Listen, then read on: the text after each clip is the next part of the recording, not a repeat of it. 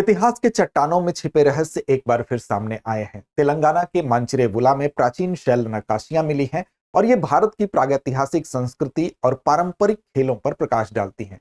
तो आज हम इसी विषय पर बात करेंगे। दरअसल हैदराबाद के समीप मांचिरेगुला में दो प्राचीन पेट्रोग्लिफ्स मिले हैं और ये पेट्रोग्लिफ्स होते क्या हैं, इनकी क्या इंपॉर्टेंस है, इन सभी पक्षों पर हम बात करेंगे।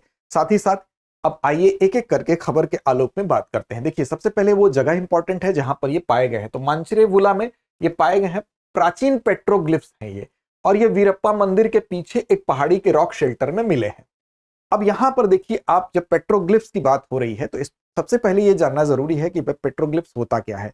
तो देखिए, अगर प्री हिस्टोरिक काल की बात करें, यानी कि प्रागैतिहासिक काल की अगर हम बात करें, तो उसमें जो चट्टानें होती थी उसको उकेर कर जो आकृतियां उस पर बनाई जाती थी, उसके तीन फॉर्म्स होते थे, तीन उसकी कैटेगरी आप कह सकते हैं, जिसमें पहली पेट्रोग्लिफ होती है, दूसरी पिक्टोग्राफ होता है और तीसरी अर्थ फिगर्स होती है। तो ये तीनों अलग अलग श्रेणियों में पहली श्रेणी जो है पेट्रोग्लिफ्स जिसकी हम बात कर रहे हैं, आज हम उसी की चर्चा करने वाले हैं। सबसे पहले ये जान लें कि कहां पर, तो वीरप्पा मंदिर के पीछे एक पहाड़ी के रॉक शेल्टर में 50 फीट की ऊंचाई पर यह पाया गया है। 50 फीट ऊंची पहाड़ी जो सतह है, वहीं पर ये जो इसकी जो आकृति है, तीन नुकीले इसके शिरे पाए गए हैं, एक पर एक सर्कल मिला है, एक हैंडल बना हुआ है, और प्राग ऐतिहासिक काल की, यानी कि जो प्री हिस्टोरिक टाइम है, प्राग ऐतिहासिक काल की शैल कला के जैसा ही है, तो उसी से इसका तादात्म्य लगाया जा रहा है। और यहाँ पर जो ये आकृति है उसको बाद में नंदीपाद कहा जाने लगा, और यहीं पर एक खेल के भी साक्ष्य मिले हैं। दादी आटा नामक एक पारंपरिक खेल से भी इसका तादात्म्य लगाया जा रहा है कि वो जिसको खेलते वक्त जैसी आकृति होती थी, वो आकृति यहां पर पाई गई है। अब बात करेंगे पेट्रोग्लिफ्स के बारे में, क्योंकि पेट्रोग्लिफ्स जो तीन फॉर्म्स है उसमें से एक फॉर्म की बात है कि वास्तव में पेट्रोग्लिफ्स है क्या।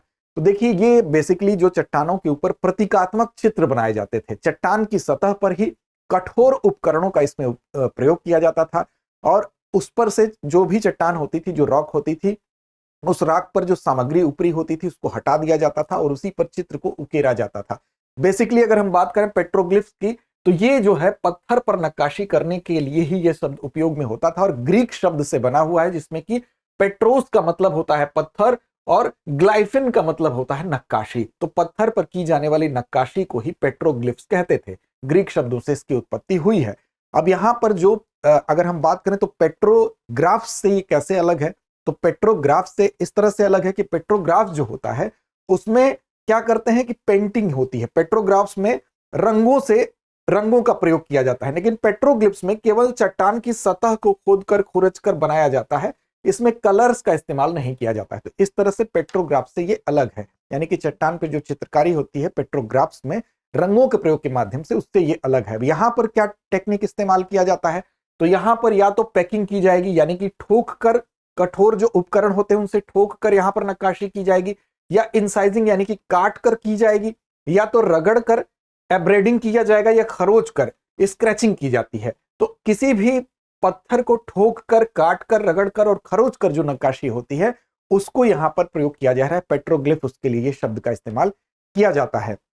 अब देखिए, यहां पर इसमें जो मुख्य तकनीकी आप समझ गए, ये है प्री हिस्टोरिक जो पॉपुलेशन है उससे इसका कनेक्शन है, यानी कि जो प्राग ऐतिहासिक जो लोग हैं उससे इसका कनेक्शन बताया जा रहा है। और अगर आप देखेंगे तो हर जो कॉन्टिनेंट है वहां पर ये अंटार्कटिका के अलावा, अंटार्कटिका को अगर छोड़ दिया जाए तो हर जगह इसके साक्ष्य मिले हैं। भारत में भी इसका उदाहरण अगर आप देखेंगे तो एडक्कल गुफाएं जो हैं, बेसिकली वायनाड जो केरल में, वहां पर नियोलिथिक टाइम में ऐसा साक्ष्य मिलता है। केरल भारत में एडक्कल गुफाएं जो है इसका उदाहरण प्रस्तुत करती हैं, जो 6000 बीसी और उससे भी पहले की हैं।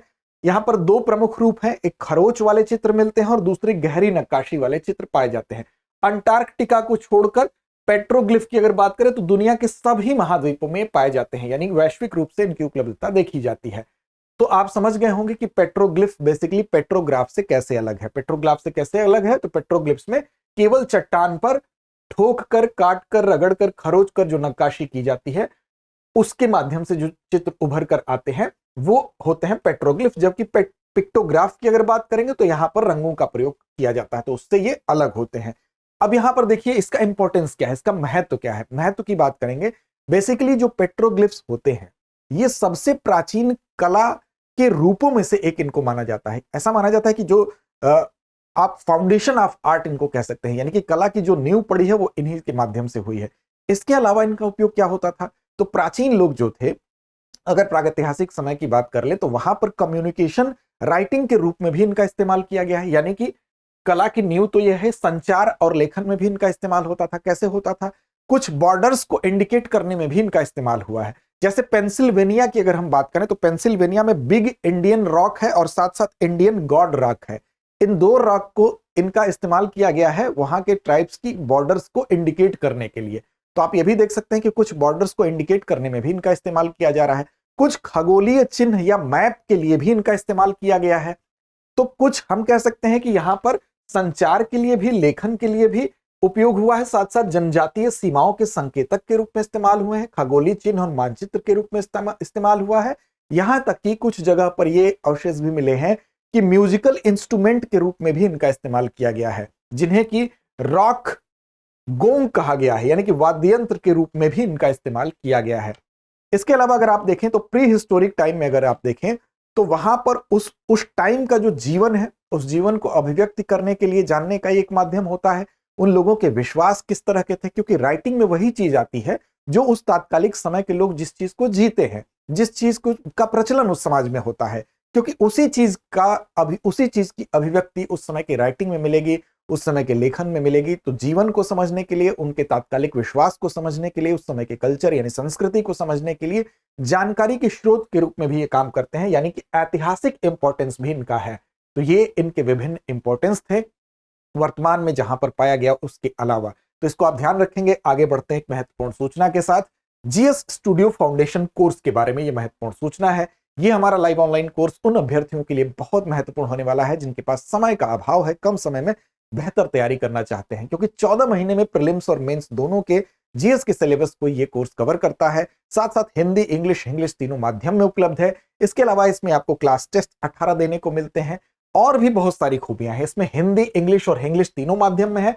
34,999 रुपए में ये उपलब्ध है। उसके भी अलावा इसमें आपको छूट भी मिलती है। अमिताभ कूपन कोड का इस्तेमाल करिए, इसमें अतिरिक्त डिस्काउंट का लाभ उठाइए। ये छूट आपको कैसे मिलेगी? तो इसके लिए आपको दृष्टि लर्निंग ऐप को डाउनलोड करना है। दृष्टि लर्निंग ऐप में आप जाएंगे, जीएस स्टूडियो फाउंडेशन कोर्स को सर्च करिए, वहां पर इसके सारे फीचर्स भी मिलेंगे। बाई का ऑप्शन है, वहां पर जाएंगे तो कूपन कोड के तौर पर अमिताभ इस्तेमाल करिए, AMITABS, तो आपको अतिरिक्त डिस्काउंट के साथ ये कोर्स मिलेगा।